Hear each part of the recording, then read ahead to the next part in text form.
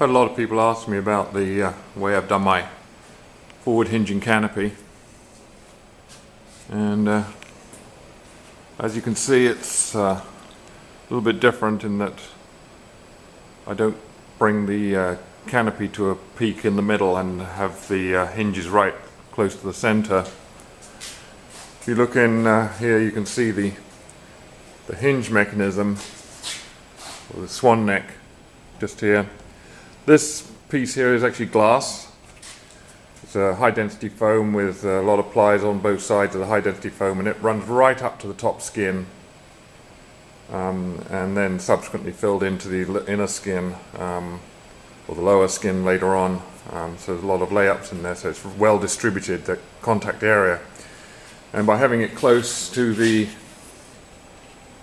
corner, we can get I'll try and get in there, but you can see right down under there, you can probably see how it's fitting in right up underneath F28 and the what would be the fuselage top. As we come around here, you can see perhaps deep into there, there's a bearing, bronze bearing in a wooden block fitted right in the corner under the fuselage top and F28 and the longeron. This guy here is actually my lift tab, the pin at the back for the lift tabs. I actually bolt right through there, so I can actually pull those lift tabs back. Gives me 4 points of fixing the canard rather than 2, and it means the canard slips straight up and down. You'll also notice down here this mechanism. I'll see if I can get to it. Right down here, see this pin sticking out the side. That's simply driving a cable which is running back there and over an adjuster just straight down now in the center of the display. And what that does is that pulls right across to the other side. I'm looking at the port side at the moment. It operates the starboard side footstep, which of course is this one is the port side one. So the right one does the left and the left does the right and so on. But as I close the canopy, you'll see how the peg retracts automatically, so I don't have to remember to do that. And that's an automatic mechanism. I have some gas struts on the side there to hold the canopy up at a sensible angle, so you can see the angle it's held up. And the other interesting thing is my gull wing door on the back here. You can see what I've got is actually there's a heat duct running down the top. See, this is a heat duct, and I'll slide underneath a bit, and you can see it's actually cut out on the underside, and that's the hinge. So as I pull the door down, you can see it actually is forming part of the hinge when it closes and when it opens. So the hinge mechanism is actually under here, which is kind of interesting. It's different. So I have an overhead heat duct that'll blow the warm air hopefully over the front of the canopy. So from the other side, you see it has to actually get over that bump. There's a little bit of a ramp there. This is now looking at it from the side of the gull wing door. The tube running through there is just part of the vent pipe to make sure it runs really forward. Now you can't see it now because the rear board is missing, but where that vertical pipe is, that's actually a fuel vent from my sump.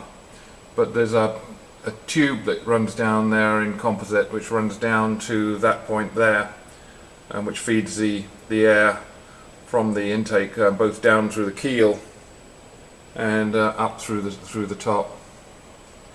So that's my engine computer there. You can see my engine mounts for my auto engine conversion there. Run very high, and I've got extra support there, which also gives me some rollover protection. You can also see how, I'll try and move to the side a bit, how I have a concave curve on the side of my turtle back. The turtle back is much wider. It runs right to the longeron, so you can see there's no overlap of the longeron there all the way down. Makes it much wider, more headroom. It's about 1.5 inches taller at the rear, and up at the front here, which is a rollover structure, is very heavily built inside that rollover structure, along with those two triangular pieces. Runs right down to the longeron, and so my canopy Let's see if we can see it, maybe show it on the other side there, is right flush with the longeron. So, and it's also hooked. I'm going to try and get this so you can see it. It's kind of, it hooks over the, this is go indent, comes back down, comes back, let me see, this is actually recessed here, so this is on the inside of the longeron, and this is the outside, so it matches with this piece running over and down here.